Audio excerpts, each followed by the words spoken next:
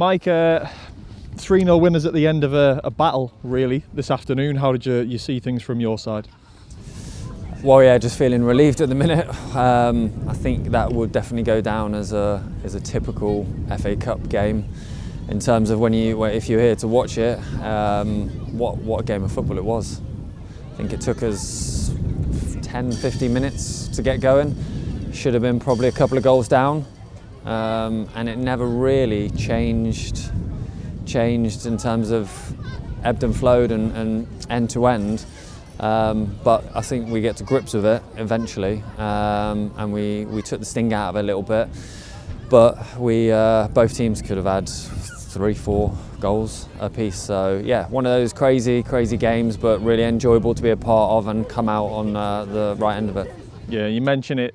It could have been more high scoring on both sides than it was in the end. Is that just down to the nature of it being a cup game where the home team's the side lower down, where they're getting a big crowd in, there's a lot of excitement around the place and they're kind of being fired up by the crowd as well, I suppose?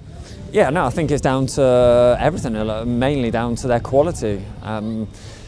We have obviously got a way of playing, but I was saying to the boys, we try and dominate the middle of the pitch to create space and to use the space, but we were playing into bodies and not really understanding the why we're playing there. So like I say, it took us 10-15 minutes, and then when we got to grips with it, it was still, they went toe to toe. They wanted to go man for man, which, all credit to them, fair play. We're coming down to their pitch.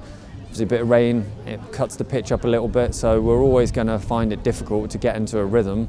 But the lads deserve a lot of credit for that. We fought, we battled, we never allowed frustration to get the better of us too much, and I think, deserved winners.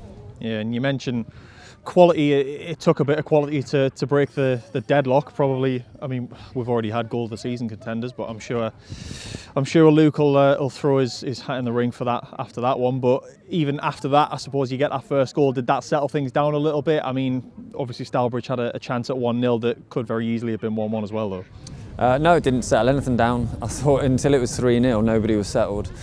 I thought that's the nature of the game. In terms of individual bit of skill, I think that's probably the best goal I've ever seen live. Again, I'll have to watch it again. It was ridiculous. It'd still be rising now if it didn't hit the back of the net. So that's what Luke can do. He's got that technique. But we were doing it all game. There's so many good periods of our play that they were getting blocked on the line. Billy, he'd come in. He did unbelievable. Could have had a couple of goals if it wasn't for a bit of luck. And on both sides, really. I think our XG probably, I'm guessing it's going to be around 5 because of the amount of chances. But the nature of the tie, we always had to keep resilient and keep the back door locked as best we can. And Archie came in and kept them out when we needed them, which I think is fantastic. Yeah, and obviously ultimately puts you through the first round. You've managed to get to the proper rounds quite a few times since yourself and Busted have been on the management side of things. So ultimately the main positive for you to take from today, I imagine. Yeah. There's a lot of positives on the pitch with the boys. The resilience, the character, the personality.